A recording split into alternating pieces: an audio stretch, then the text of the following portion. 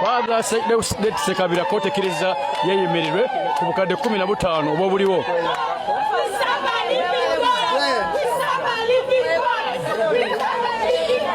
Breaking news amawulire gassanyu eri abanankyukakyuka saidize ye Masaka tolowooza nfanfe wa His Excellency Robert Kyagulanyi tebamuwadde bail of Father Sekabira ono hamukuletedde ebigambo abadde nabitono nga ava mu komera era bail bagimuwadde mu bujjuvu naye nga tetunagendayo nyongera okujjukiza olutalo oluli mu State House lukyagendera ddala mu maaso Hajati Namyalo ne banne mu maaso awo nabo bakuletedde naye nga tetunagendayo nyongera okujjukiza video eno soko gimpereka like pomaze subscribing wegate ku mukutu gwaffe guno olunaku lwenga bwenkugambe omukulu Father Sekabira finally hafunye justice abalokole agamba bakatuliki saidize wali Masaka abadde biye mu kooti sokulize Sewongo ng'akunyumiza biki ebyavudde mu judgment. I want to thank the judge, but I will start with the parliament because the deputy speaker gave us room to raise this matter on the floor of parliament.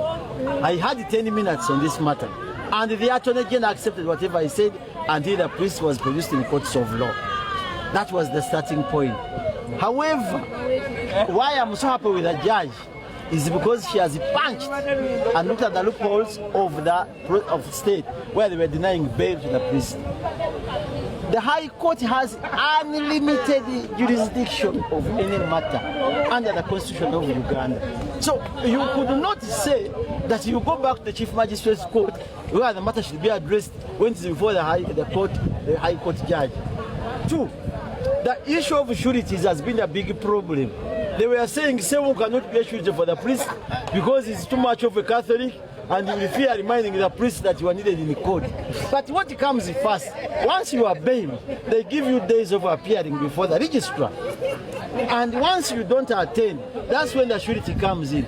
Once an accused person, a bailed person is given dates to appear and is appearing by himself, there is no need of a surety to appear with him. That one is very, very, very unprecedented. Two, how do you deny a member of parliament to stand surety who is also staff of court? I have my practice certificate, I have my ID for the Uganda Law Society, and I would have been at the bar, but I was in for being a surety for my priest. But the prayers have been very strong. There is that place called Monsignor Ngobia's Shrine. You pray with it, it is hitting, it's praying a lot. Good people were praying, goats were praying, dogs were.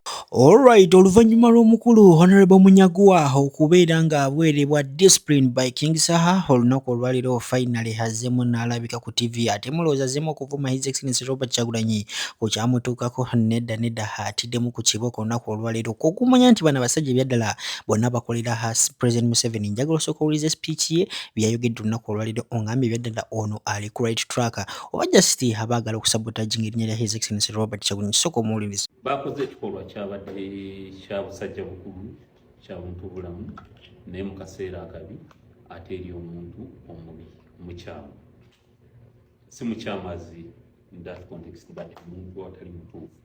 Ekisooka bakabwaka luntu banafu tusuubira nti Pulezidenti Museveni ayinza oba balamu amagezi kituufu teri lutalo lutabamu kuteesa naye ba Hamas ne Israeli bateesa naye olina okuteesa n'omuntu akubalamu amagezi akussaamu ekitiibwa.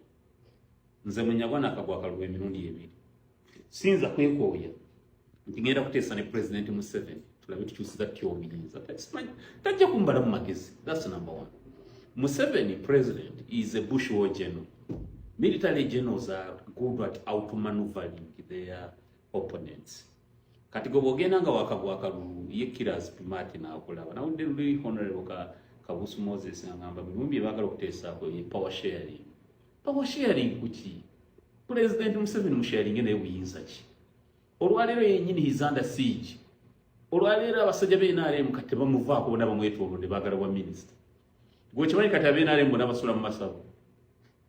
Basula balogga bafuna obwa minisita. Kakati gwe naawe ensibambi naawe weeteeka mu kavuyo. Nsuubira kino ekintu tekyabadde timely. Honorable Nsibambi yandibadde yaliidinga banne mugaba kyali mu parliament owekitegeera ne bakulye ne baforcinga dialogue eggwanga ne bawa one to transition electoral reforms ne constitutional reforms tuteese ku bintu ebyenjawulo. Kirowoozo kirungi naye timing zero nfu. Honorable, ababaka babadde bekweka cameras. What do you have to say to them? Balaru. Nze bwe nsala ngenda kula President Museveni tokere ku nsonga z'eggwanga seetaga kamera kwekweka kamera. Nera nze nga yansoomoza nampita ngenda na. That's why I'm so glad ndi musanyufu ne Honorable Nsibambi. Ne Faruku Ntege ne Honorable Latif. Nti bo bavudde bino bagaffe twamulabye. Nsibambi nakuganda nakamula ebintu.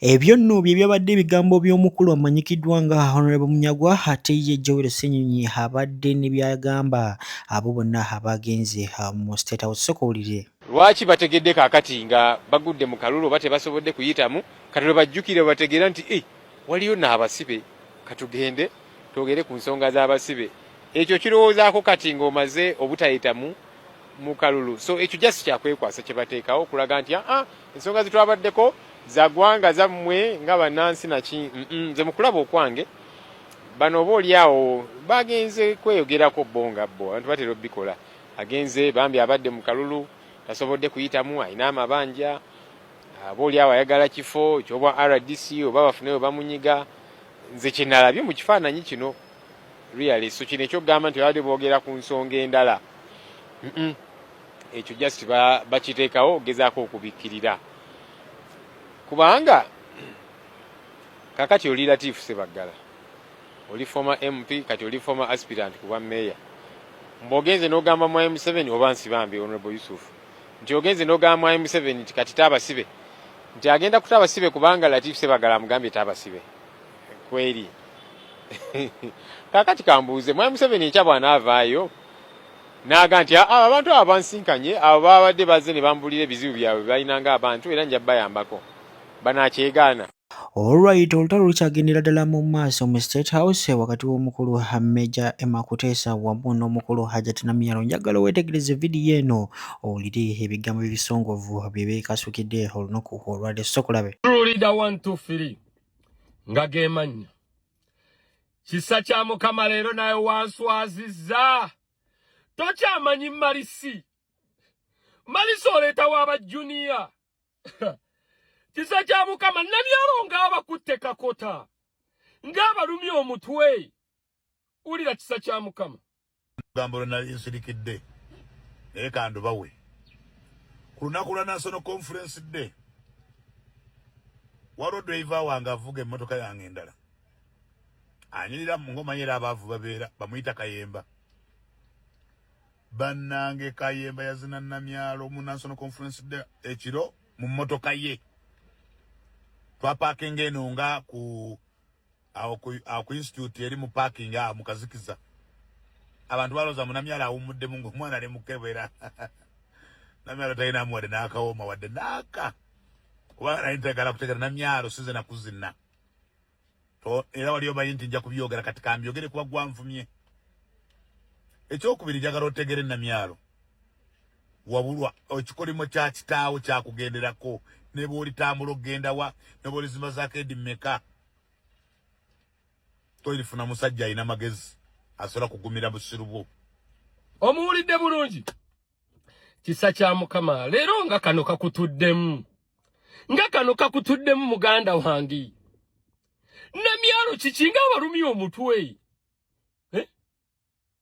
kisa kya Mukama okumanya Malisi tokyamanyi kati gwolaba ku basajja bonna beegwaniza okuwasa Namyalo mbu Namyalo yeebake na ddereevawo ensi ebasunga kati ensi ebasunga kisa kya Mukama mutandise okulaga ensi nti omukazi abakutte akalooma mwenna abakutte akalooma mwenna muli ku paniki Museveni ayinza okuwa Namyalo ekifo ekinene eky'amaanyi kakati katwanguwe twonoone erinnya lya Namyalo kisa kya Mukama erinnya lya Namyalo tebakyali onoona Namyalo yamala settinga peesi ye mu bantu ekyo kyagalagaana kisa kya Mukama mwaddamu kukwana buwala buto mwaddamu kukwana bakazi kwegadanga Namyalo yakwatanga muzeeyi byamukwasa n'abituusa eri